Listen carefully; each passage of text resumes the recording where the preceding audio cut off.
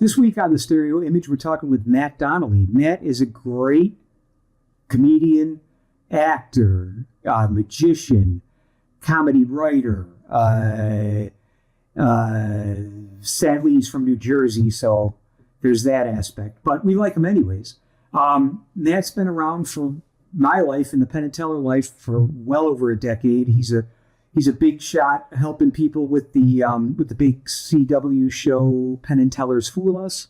I've known him for a long time, and he's got a lot of thoughts on music that are really funny. He also has an incredible podcast himself called Matt and Mattingly's Ice Cream Social.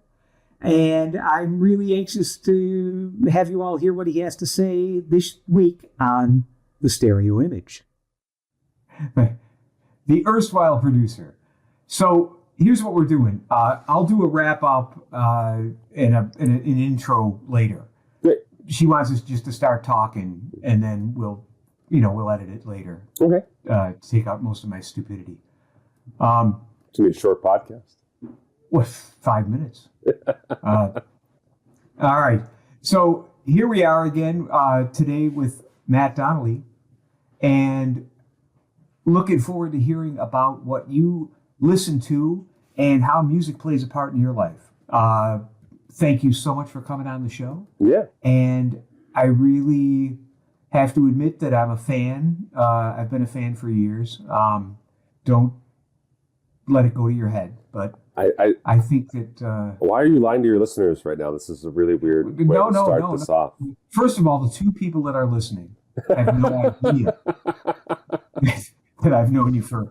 It's got to be close to 15 years now. I think so. Yeah.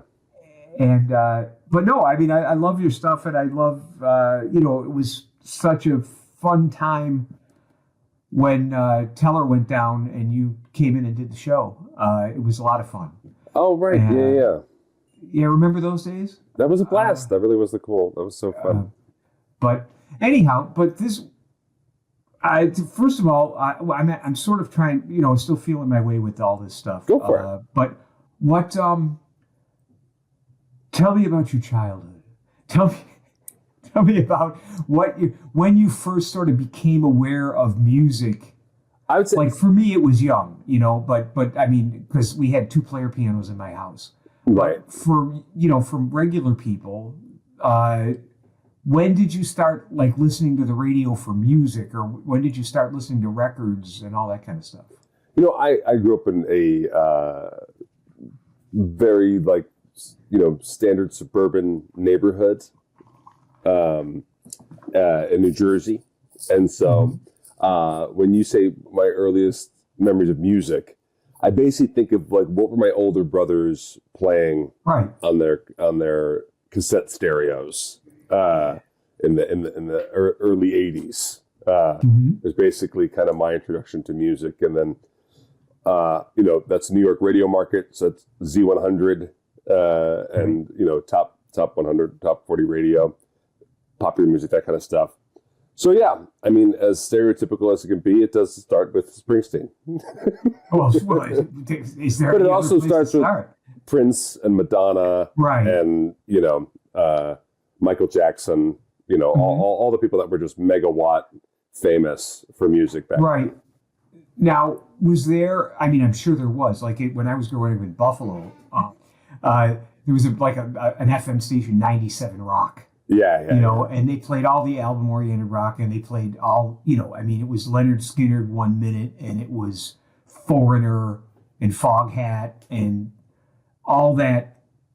That time in music was everything. You could hear Styx followed by Zeppelin. Right. In the same group of 4 or 5 songs. Was there? There certainly was a station like that around your. Yeah. Z100 in New York was the big. All the kids listened to that radio, waiting for their different songs to come on. Sure. Sure, and they even had celebrity DJs. Yes. Which I believe that's sort of gone away. Also, they would do things like Z100, so they'd take Caller 100 to give away prizes and stuff like that. And I'm thinking, back then, of course they're getting 100 calls, but now I'm thinking, were they lying? Were they just taking a random call and course, saying? they must have been, right? I mean, do you really think somebody was sitting in the studio going, "That's 98, Click, that's 99, click. oh, you win"? Just saying numbers and hanging up on people. I think so. I never thought about that, but I mean, what do you think? We had a special digital call counter installed by AT&T, on a supercomputer. I took them at their word. I took them at their word. Of course, we all did. Why would our DJ lie to us? Oh man, I'll tell you, I never thought about any of that. But, of course, the bulk of this show will be devoted to the boss as well. So tell us more about like when you left, you went away to school and all that kind of stuff. Just your background and how. I kind of like the big thing about when I think about music. There's an embarrassing era where, when you first become a teenager, all the girls were getting into Guns N' Roses, Really? And so really that surprises me. Oh no, because the first album, Appetite for Destruction, that was like for men, and then Use Your Illusion came out, and then all of a sudden, Don't Cry and okay. all those things. See, I'm so old that I think of Guns N' Roses as a newer band. Right. They were like after the era of Zeppelin and Cream and AC/DC and all the stuff that I grew up listening to. And so I heard the first album, but then I never bothered with the second album, so I didn't know that they had another appeal to. That Use Your Illusion album with Don't Cry and a couple other like their more rock ballady songs were just like all the girls requesting them at the school dances and things like that. That was the big thing. Embarrassingly, I'm MTV generation. I'm 46, so I'm watching the video countdown, right? Mm-hmm. Where the only Pink Floyd song I know is "Learning to Fly." And wow, talk about coming to the party late. Exactly. Fast forward. That'd be the first CD I purchased was Dark Side of the Moon, when we switched from cassettes to CDs. But then, back then, and embarrassingly, like that's when Billy Joel's "We Didn't Start the Fire" was charting, right? When Use Your Illusion songs were charting. Mm-hmm. And so I got into Billy Joel of all things, while all my friends got into hard rock and metal. Right. It's so embarrassing, but like it's not like, embarrassing. I'm a big Billy Joel fan. Of course, being a piano player, right? From the age of 3, right? I don't remember what year it was. Like maybe I don't know what year. Piano Man came out. Yeah. But he was already considered enough of a piano player that everyone talked about. Oh, have you heard that song Piano Man? Oh, yeah. And I, of course, instantly hated it because... That's actually what I thought. I thought you would hate Piano Man. Yeah. Well, I mean, I grew to hate it much more as I became a professional musician, and it was requested every gig you played. I mean, there was a... I think it was in the New Yorker, there was a cartoon that said, requests $5, Piano Man 50. Showed a guy sitting at a piano, But I think that I got that record as a gift, of course, for my like 10th or 11th birthday, whenever it came out. And there was other things on it that I really liked that weren't as pandering as Piano Man or as, saccharine or syrupy. Other more obscure tracks. Yeah. And I can't bring to mind any of them right now. But as an 11-year-old, I said, oh, this is pretty cool, Yeah. And then The Stranger came out, which was, I thought, a good record. And I remember I was working at Soundtrack, I think, when 52nd Street came out, and there was a lot of good stuff on that. Then I sort of lost interest when the Christy Brinkley years. But you were an Uptown Girl guy? I wasn't really an Uptown Girl kind of guy. But I do remember when the tall ships came to Boston and parked in the harbor, the Christy Brinkley and Billy Joel's yacht was there, and they had a helicopter pad on the back for them so that they could fly in. And I thought, well, that's a level of success I'll never know. That's how he's still today. Like that. Yeah. The guy I keep waiting for that helicopter pad on my yacht. He plays Madison Square Garden whenever he wants, and he takes a helicopter just directly there. It's to and from his home, 12 minutes. That's what the guy does. No kidding. Yeah, the guy gets in a helicopter, goes to Madison Square Garden, plays for of a sold out crowd, does a crazy, amazing concert, gets back into his helicopter, goes home. He's like feet up on the couch. Wow. 11 o'clock. Yeah, sure. Oh, that's God. a strange life. It's a strange life. Yeah. Well, it is. And to have the library, I mean, the same thing happened when I saw Elton John out here in Vegas. Yeah. It was the shows after the Red Piano shows, the second run he had at Caesars. Yeah. And I'm aware of Elton John, right? I mean, you can't not be aware of Elton John and be a human being. But I was never a huge fan. I liked, again, the earlier stuff that was a little rockier. Yeah. You sort of lost me at Ebony and Ivory, or that era. Was that the one he did with Paul McCartney? No, that was. I don't think he Michael did Jackson Ebony. and Paul I McCartney. was going to say. That wouldn't be Ebony. No, he did. That would be Ivory and Ivory. That would Ivory be and Ivory, and it'd be Whitey and Whitey. What was the? He did like. Well, he did a. I definitely lost Elton when he started working with Kiki D. Okay. But he did a thing with McCartney too that was kind of sickening. They're like, we're both English, we're both rich as hell. We should sing together. Why not make a record together? And also, what little respect I had for him went out the window when he rewrote the Diana thing. Oh yeah, yeah. Candle in the Wind, whatever. Yes. Might as well make a buck off of a rich, I think he should have never royalty. stopped. I think he should have just kept writing different versions of Candle in the Wind for every tragedy that happened. For every celebrity that dies. For anybody that cares about, we're like, But my point was, goodbye, Jimmy Carter. Oh, we barely knew him. It was so soon. He shouldn't have been driving in that tunnel, Jimmy Carter. At his age, yeah. So, but my point was, we went to see him at the Coliseum, and what other artists that you can you name that can do like 2.5 hours of every single song being not only a song you're aware of in the background, but a song right? That's been a top 5 hit, a top 10 hit for 40 years. Yeah. I mean, his library is so I got a lot of respect for him. Living in Vegas,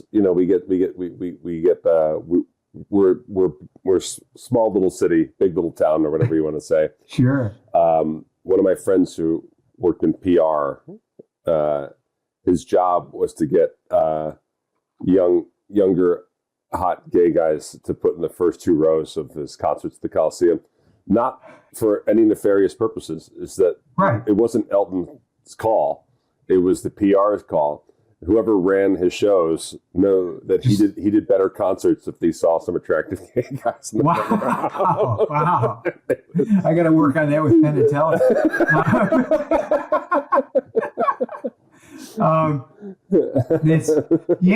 There's a gig.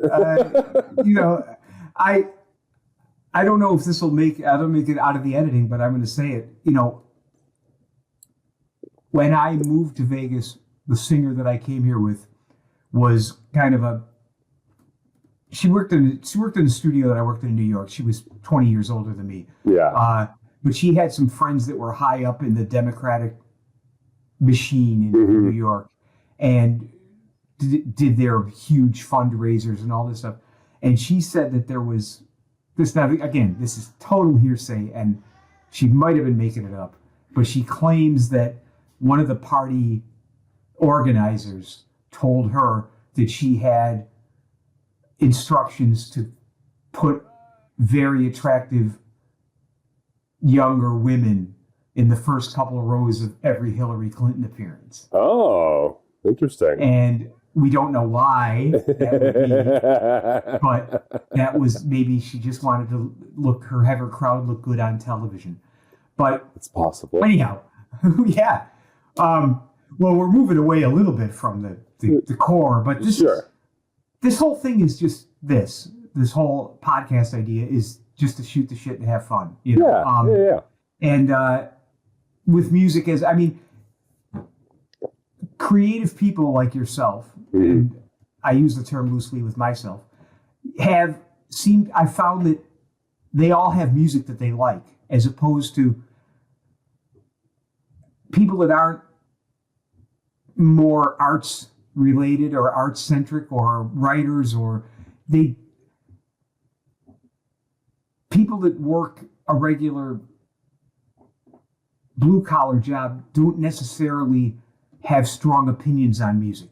It's just something in the background. And I know plenty of people that, have wonderfully fully fulfilled lives that have no interest in music at all. But I find that people that are not, it's got nothing to do with you being in show business. You're a creative person, you're an actor, you're a comedian, usually there's something there that you like more, you pay more attention to than the normal person. Oh, for sure. I think for me, that's Tom Waits. Okay. I think I'm definitely known comedically as Penn's, sidekick on Penn Sunday School as being the Springsteen guy. And I do love Springsteen. I've seen him in concert, probably 7 times. Mm-hmm. Definitely own his albums. Bruce Springsteen, right? That's right. Yeah. I've heard of him. Not Terry Springsteen. Okay. But I'd say, when you talk about being creative and stuff like that, when I want to kind of think about, when I used to try to write, scripts, and now I write magic tricks. Mm-hmm. It's I definitely will take a long drive or a long walk and put on a bunch of Tom Waits to kind of, I feel like that's what gets my creativity going is listening to Tom. Yeah. Well, there's certainly a lot of inspiration in his stuff. I think it's because I'm a musicality. The E Street Band, which I love, has a distinct sound, and it is a big. It's as much of an orchestra you can get out of a rock band as you can fit onto recording equipment. That's what they kind of go for, and so that sound feels distinct. Whenever you hear basically too many instruments on a rock thing, you're like, oh, they're going for the E Street Band sound, and it is. And when you see it live, it's so impressive, and it's so cool. But he doesn't really do a lot of different things tonally, right? And I think Tom Waits really spends a lot of time on the sounds of his instruments and the sounds of his albums, right? Yes. So many songs just take you to very different places cinematically in your head. It just takes you to different worlds. And so I really like that. Being a podcast host with Penn has an encyclopedic knowledge of lyrics, and he loves lyrics and breaking down lyrics. And I'm embarrassingly not necessarily, I guess, a lyrics first person. I really get into sounds and instruments, and I'll note how far away the drums feel or how close the brass feels and that kind of stuff. And I really kind of like the flavors and tones of compilations and stuff. And so for that, I think Tom Waits, every song is a movie. I love it so much. Yeah, that's a great way to put it. I see. I'm the same. I'm not the same as you, but when I'm listening to music, it's a curse because I'm listening to the chord changes. I'm listening to the bass line. I'm listening to all of the musical harmonic elements and the melodic elements, but I'm never listening to the lyrics. No, that's what, it's funny, you bring me on here to talk about music. I laughed really hard because the thing I try to almost avoid talking to you about backstage at Penn and Teller is music because I'm listening with the ears of I don't know how to hear 6 time. I don't know how to hear, all these other things. And you... Well, but again, I've been doing it my whole life, and it's The problem with it is I almost can't enjoy music on the same level as someone like you. Right. You know? I bet. That doesn't surprise me at all. Yeah, and it's irritating. Because this is the joke I make about being a magician. I always say, like, people know so little about magic, so they'll come to you and they'll go, it's the equivalent of being like, hey, we're opening up this beautiful concert hall. All the investors of this concert hall are going to be there, and I need an amazing pianist. And you go, well, I know Chopsticks, I know Heart and Soul, and I know the beginnings and ends of a couple of movie themes. And they're like, perfect. You're perfect for the job. Yes, get over here and do that. Like, that's what a lot of magic gigs are. Right. It's like people do very basic magic tricks for large people, and they go like, "This guy's the best magician I've ever seen." Best magician ever. Yeah, because people have nothing to. They don't know how to compare. There's no scale. Yeah, there's no comparison, and it's. But I mean, with me, it's partially because I'm getting older, but and the pandemic may have broken me a bit, but television commercials, which I used to do for a living, right? I used to play on jingles for a living. That's how you made the money. In New York. Yeah, that's how you made the dough. Yeah, that's what I did for a living. And they are so insipid and badly written now that it's almost impossible for me to not sit there with the remote in my hand to mute. Right. You know, especially these Wegovy commercials and these, these drug commercials where the amount of thought, hey, you know what? The ad agency comes in. We need a jingle. We got a drug called Wegovy. What do you think? How about this? Wegovy. That's the limit, and it's god awful, and it drives me insane. It used to be like going into an elevator and hearing bad elevator music would set me off. Right. But now it's these unbelievable. I mean, 1-800 Cars for Kids. Somebody should be hurt for making that thing. I mean, this is the kind of crime against humanity that we have to do something about. And it's performed by kids to add another layer of horrificness, if that's such a word. But anyhow, I digress. No, I want to know, like, how do you feel about Jimmy Fallon's songs played on kid instruments? Pro or con? Oh, that's okay, because it's comedy and it's fun and it's lighthearted, But if I have to hear another version of that drug commercial that things are getting clear, I feel free. I also feel bad because you're watching TV at we're in the twilight of television where like it is dying, right? And so now without conscience, they run the same ads in a row. Like they'll do the same ads back to back and do all. So you must be getting just obliterated. Well, it's amazing. Well, what's the problem is I keep the TV on.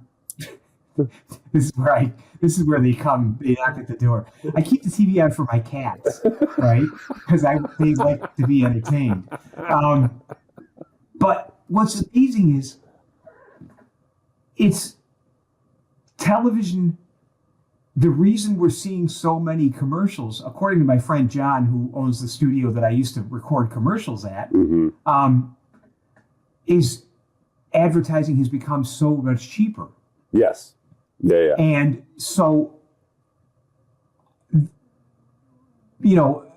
Smith Kline can buy 100,000 spots for what they would have paid for 200 spots 20 years ago. Right. Yes. I mean, I'm sure those numbers are made up. But the other thing is they have to spend a certain amount of money on advertising to justify their budget for the next year, Oh, yeah. So all of a sudden we've got, all these commercials being, as you say, aired 100, 150 times a day. Yeah. And it's, but for me, it's the lack of quality of a decent jingle. Well, I mean, you brought up the cost, right? And so used to be you would pay a lot for a little amount of time, so you wanted the time to count, so you invested so much into what's going on at the time. Now you're saying Yeah. this is going to play 100,000 times a day, and, Right. and it costs nothing. I also want the commercial to cost the least amount of money as possible.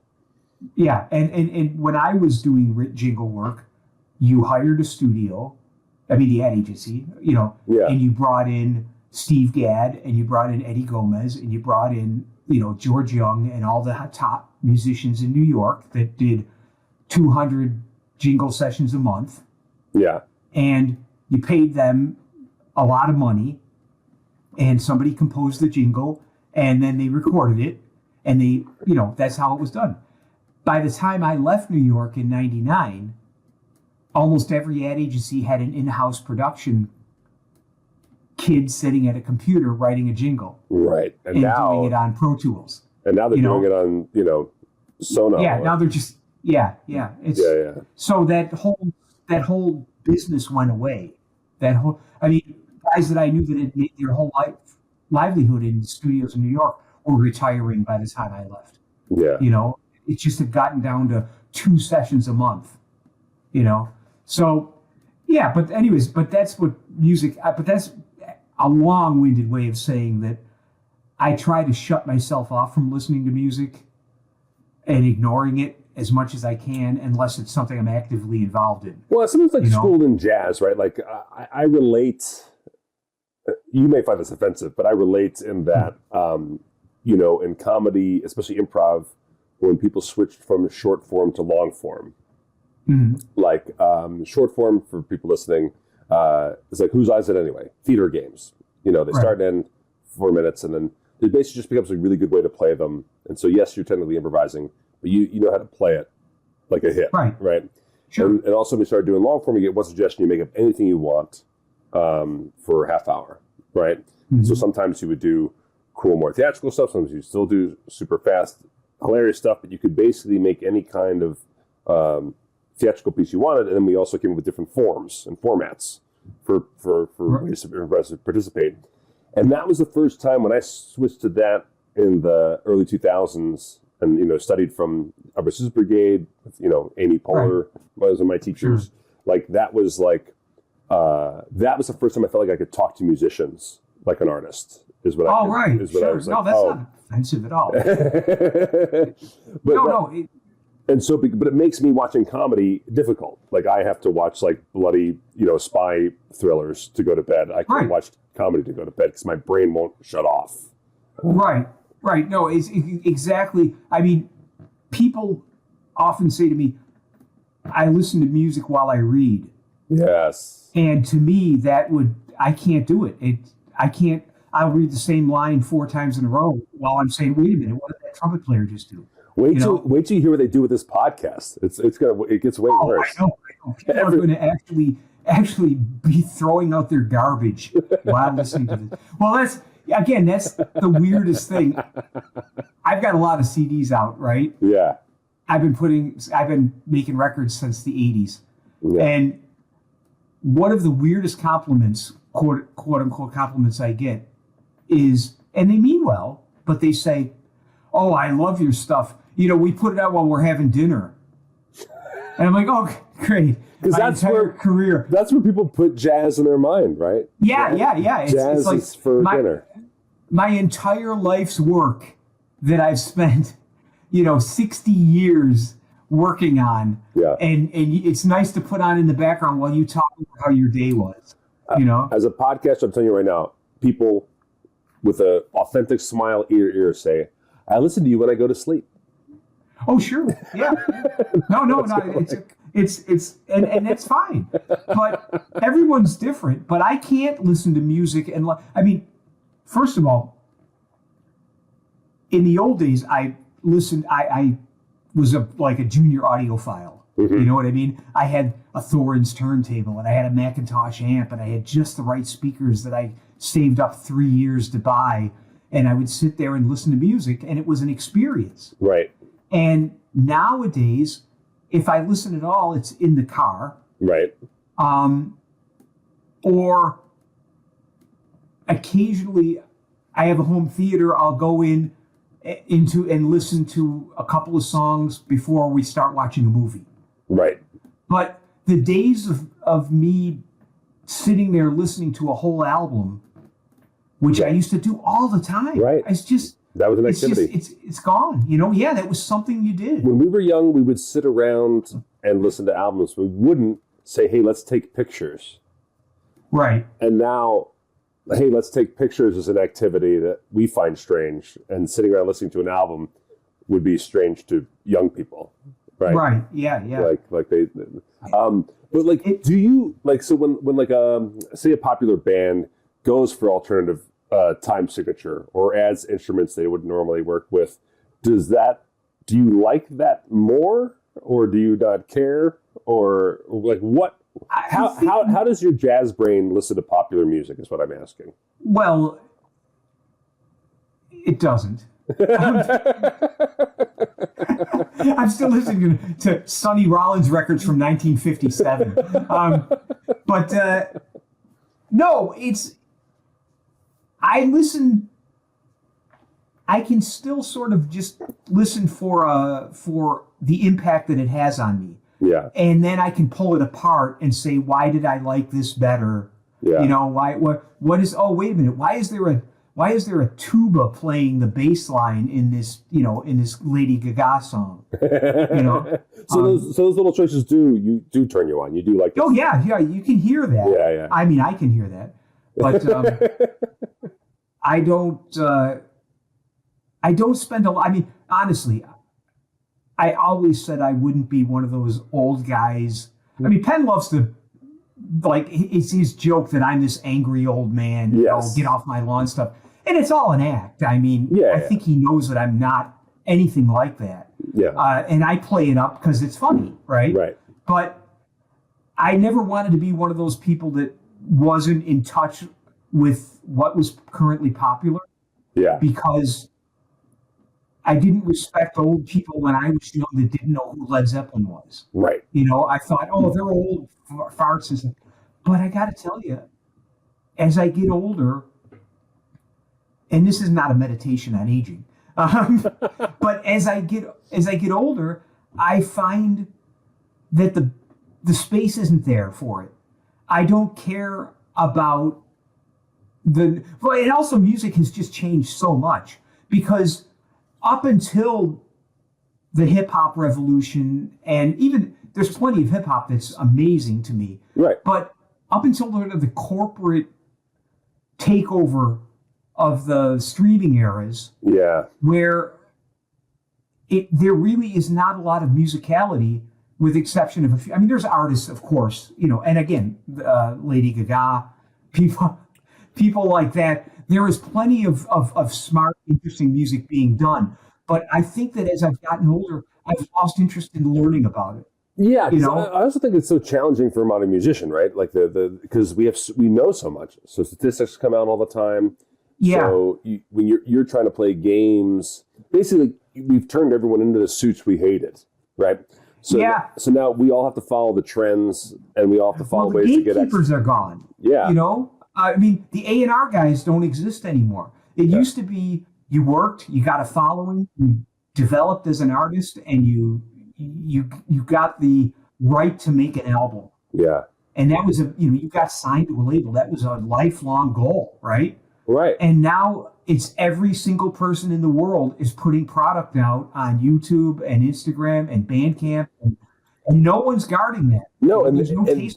And they all know the stats that used to be like, you would play bands out live until people noticed you. And so you'd build your crowd, and then you'd sit down in front of an A&R guy, and he'd go, if you don't start your lyrics in the first 5 seconds, people skip the song, Right. Or, these X, Y, and Z are popular. So if you want to get on their algorithm, you have to go like that. Right. And you would have been like, I am an artist. I'm not going to play these games. People either like my music or they won't. Now that A&R guy is gone, and now you just know those stats. So you have to play that game to get listens. So you become the suit. You are the one who's like, shoot, I better start my lyrics sooner. And I better start a little bit more like Taylor Swift when I get in her playlists. And 75% of music is now getting your playlist. Yeah. I mean, it's a daunting exercise. It's a tough time. To me, if I were 16 years old and had my little band, I would have Well, I mean, I'd probably be smart enough to know what to do, but if I was 16, you know what I mean? Yeah. But my experience with the music industry of a whole lifetime, I have no idea how you cross those, Yeah. how you get that kind of stuff. Because if I did, I'd be on Taylor Swift's playlist. Now you went to Berkeley, right? Yes. Berkeley College O Music. How many people were in your class? I want to say maybe, was it 297 or something like that? 297. Maybe more. How many still working? No, actually, I'm sorry. Maybe that's way off. Maybe it was like 800 or something. But Okay. I don't remember. But there's probably 10% Right. of them, maybe 15%, and of that 10 or 15%, probably 90% of that percentage are teachers. Right. They're teaching at Berkeley, or they're teaching in another college, or they're teaching, high school kids. The amount of people that I know that have a career in music that I went to school with, that is a recognizable career in music, is maybe 7 or 8 people.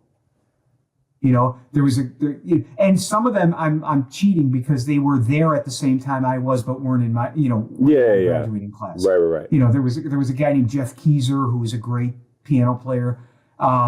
There's maybe 10 to 12 people. Yeah. But it's a tough business. It's a tough biz. Yeah. It's crazy. I have to explain that to people all the time, that my story is not a typical musician story. Right. You know what I mean? Yeah. I was lucky enough to get out of school and get a record deal that and play the best places in Boston and New York, while everyone else I went to school with didn't. Right. And without being self-congratulatory or anything, there was when Penn and Teller asked me to be in their show. First of all, I didn't know much about magic at all. Right. I knew Penn and Teller because of New York. Yeah. Because they owned New York. They were on Letterman all the time. They were on, Stern. Saturday Night Live. They were, and so and Stern, yeah. And I knew of them, but I had never seen them do a trick on television. I had never seen their show. And when Mike Close came in with Penn to see me play, I recognized him. And I think that I had met him like in a hallway in New York at a studio, in the 80s. Right. But I didn't know him. But I said, oh, that's that, that big loud magician guy. And he came over to the piano and he was so polite and so nice. And more importantly, for me at that time in my life, bought every one of the CDs that I had on the piano for sale, one of each. But after I was, Penn told me this, which was very nice because, as I said, I've been with him 23 years and we're about as close as friends can get. But many years ago, Penn said to me, back when he still respected me, he said that, Gary Stockdale, who wrote the Penn and Teller theme, right, is a great magician and a wonderful guy.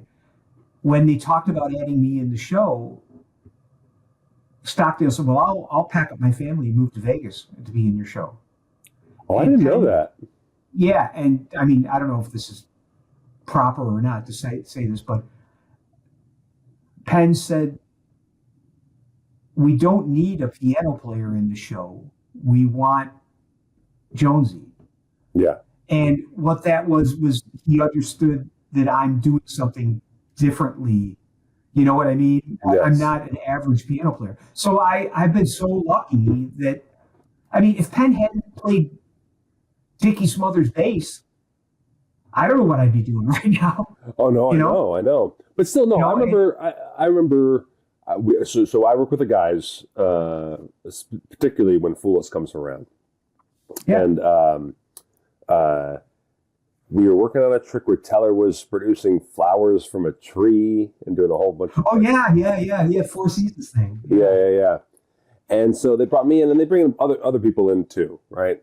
And so everyone watching this trick with Teller producing flowers, everybody mentally was going, whatever that song is, do do do do do do do. Oh, yeah, sure, yeah. Mainstream song, and you'd hear people kind of leaning towards that, and you would always pop up and be like, if you're trying to get me towards playing whatever something of spring or whatever that song is called, you're like, that's so typical.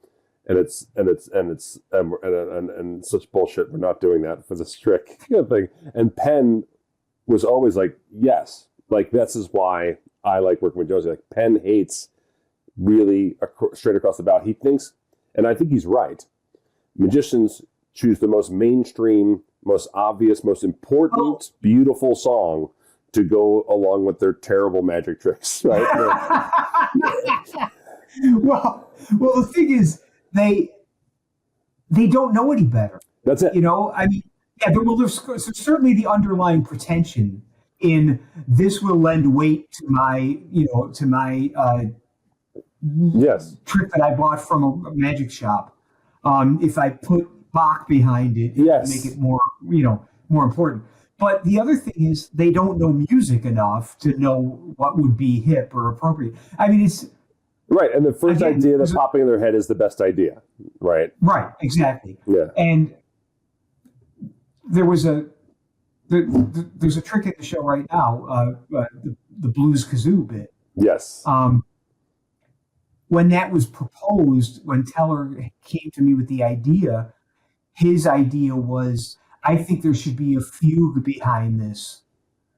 And I said, what does a fugue have to do with a kazoo? And he said, well, I could be producing something. Anyways, so I said, well, no, it should be really funny that these guys in $3,000 suits are playing the blues. I mean, this is my take on it. You know what I mean? Yeah. That this guy can't find his favorite, star-studded blues kazoo. Yes. Blue is blingy kazoo. Yeah. And it'd be really funny. And so that's when, it's, that's a great idea. And one of the joys of playing in the show and why it doesn't get old for me is because I get to come up with stuff that fits what they're doing, or I mold it to what they're doing. I mean, I remember the tree bit, I actually wrote 4 different pieces of music for the Four Seasons to go behind that had nothing to do with the original Four Seasons, the Vivaldi piece. Right. It was funny. I mean, I try to get funny into everything. No, that's I write lyrics. But I think like what the story of you, like what you're expressing is you having artistic opinions about what you're seeing. And that's the difference between hiring a standard composer and working with a fellow artist. Yeah. Well, it became clear the first month I was in the show that they were going to let me do more stuff than I had done. And my career as a jingle writer came into play. Right. Because you don't often go at something straight on. I try to get a different angle on what, you know what I mean? Teller's seeing everything from a harpsichord music type of a thing. So I'm trying to come at it from the opposite side and say, wait a minute, did you ever think of having Penn play bass and we're playing blues on the corner? Yeah. Which would never occur to Teller. Right. But anyhow, having said all that, I guess my long-winded story is I'm just lucky to be working with guys that give me. They just at this point they just come to me and say I don't even have to audition things for them. I just say, well, we'll put this here, and they say, well, yeah, that's great. Right. Which is a level of freedom and trust that they give me. I mean, I joke about Penn not respecting me, but that's just personally. I believe it. No, It has nothing to do with music. They trust me with their show. Yeah.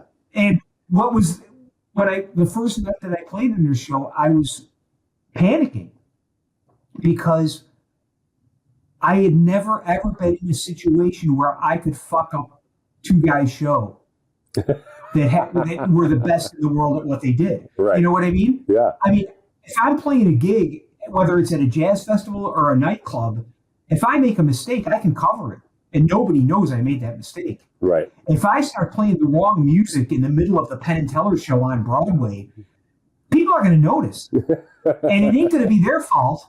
You know, it's going to be the new guy we hired. What the fuck did he do for our show? Yeah. So the first couple nights I was in their show, I was scared shitless. Yeah. You know, I bet. And then they throw stuff at me. You know, I mean, this is becoming my podcast. What the hell? You know, it's a fascinating story, hey, though. Well, I mean, they're like, here, we want you to do this Carnival Barker thing for Penn's going to change from a teenage runaway girl into a gorilla. And we need you to do this. While you play silent movie music on the piano of transformation, we need you to do a whole, you know, barking thing of alive, alive, alive. Was Darwin right? Did man come from ape? You know, and I'm a fucking piano player. You know, I can play giant steps in all 12 keys, but I don't know how to do this stuff. And they would just hand it to me and say, well, just do it. Yeah. You'll get good. Yeah. And that's the way they do everything, which is so great. I mean, it's Penn with the bass. It's Teller, you know. It's Teller with one or two tricks a year.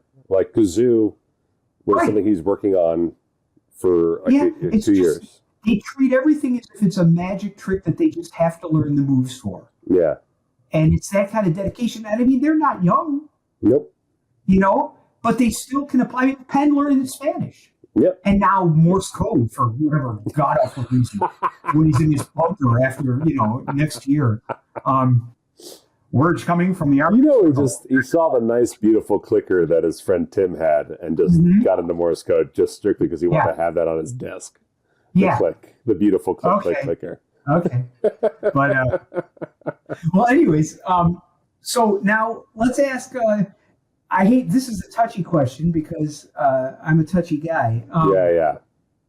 What do you know about I know that you've had some.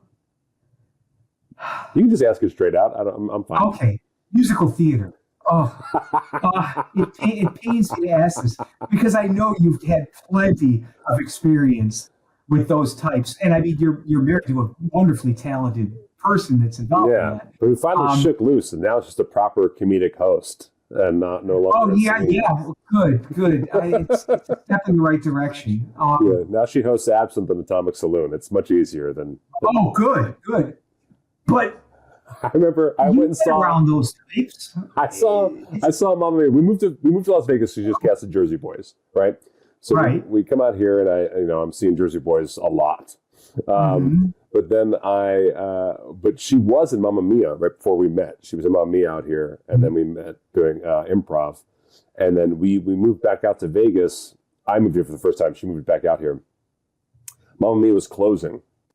I went and saw the closing night performance of Mamma Mia, and everybody's like, you know, from we're sitting in a group of people that were in the show. Everyone's crying and weeping, and when it was over, I just said, "Thank God you're in Jersey Boys and not this." I don't know. After seeing Mamma Mia, I would have been crying and weeping for a completely different reason.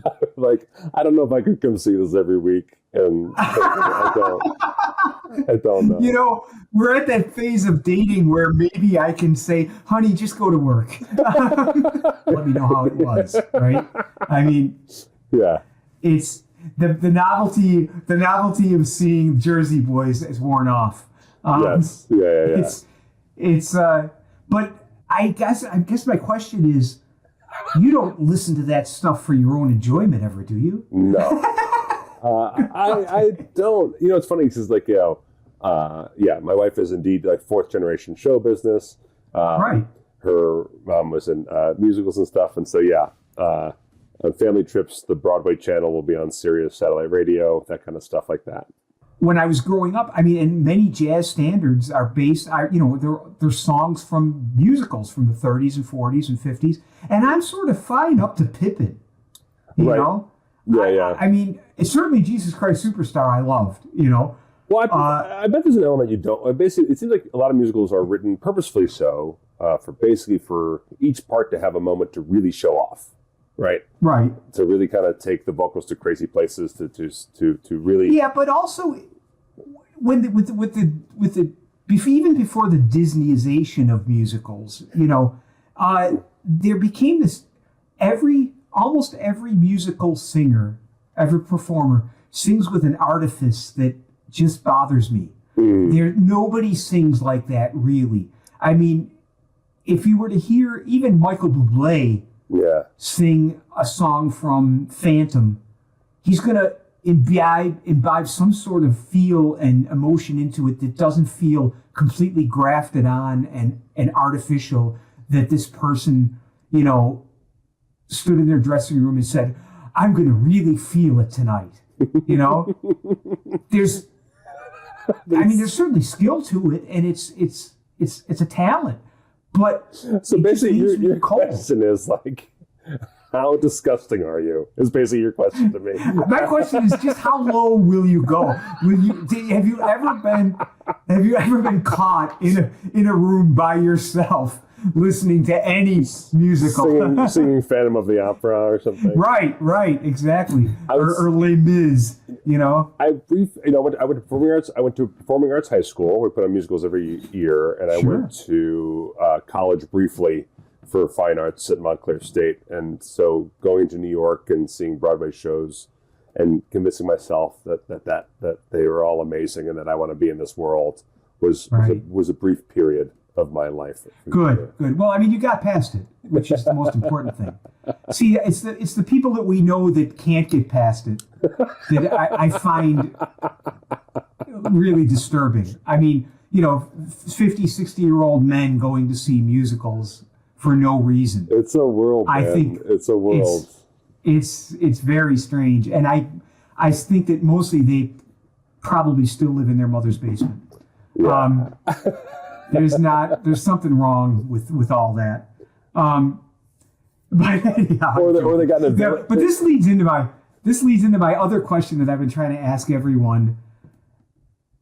I originally called it my guilty pleasure section, but I think that's it's not defining it well enough. I think my question is, what do you listen to? What do you seriously enjoy, that you don't really share with other people, that people would be surprised that a guy that likes Springsteen and real music, as I call it, yes, the Boss. I'll tell you, I was listening to Kitty's Back the other day. Just, you know, that arrangement, that is such a great track. That's my favorite. Like of the eras, right? It's about the early Springsteen eras where he still doesn't know how to write a hit yet. Kitty's Back is it's great. Great song. A true showstopper at a concert. Really great show. Oh yeah. I saw him. I want to tell you, I saw Springsteen probably in '85. Oh yeah.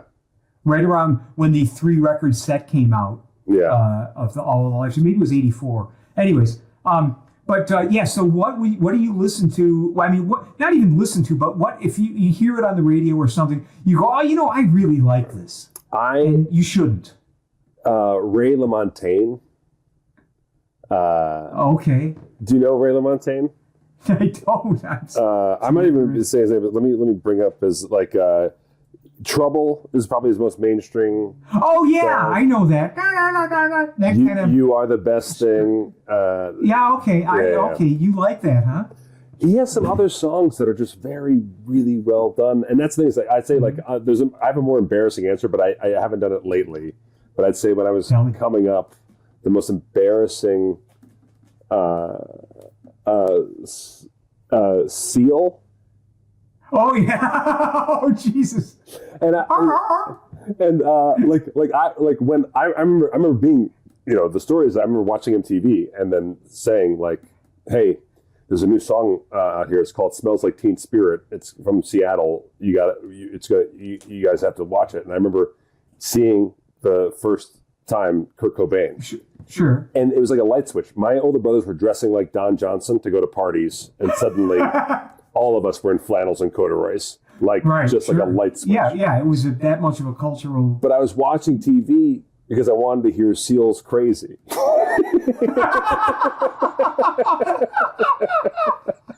Wow.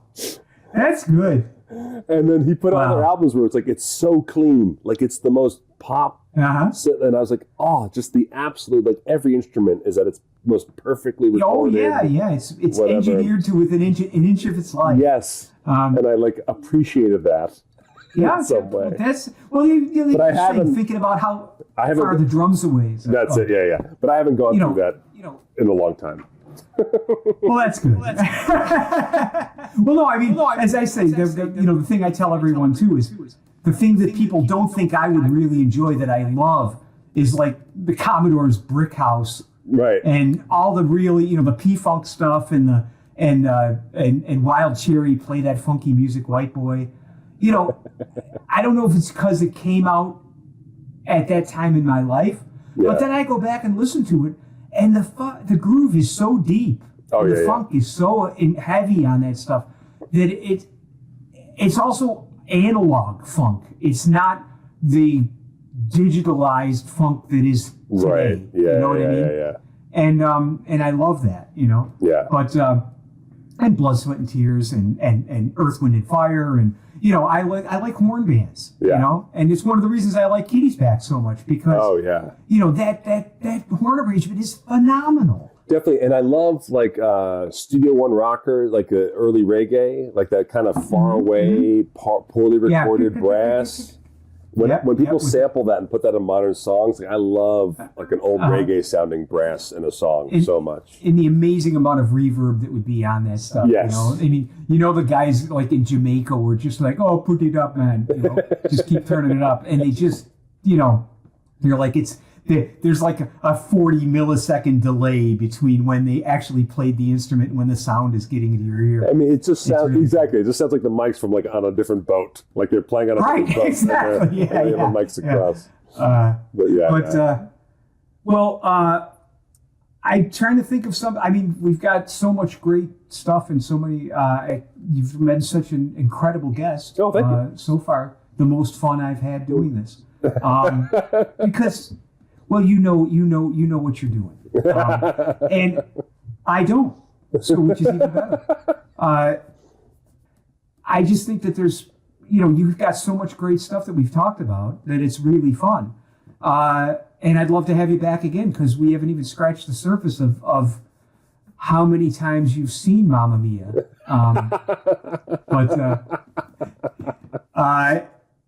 No, it really is. It's such a fun. I mean. You were there for the Blues Kazoo bit too, coming up with lyrics. Oh, yeah, it's just great to work with you, and it's great to, to have your input on the show all the time. And you're a good friend, and I thank you for doing this. Absolutely, thanks for having me, man. It was a blast.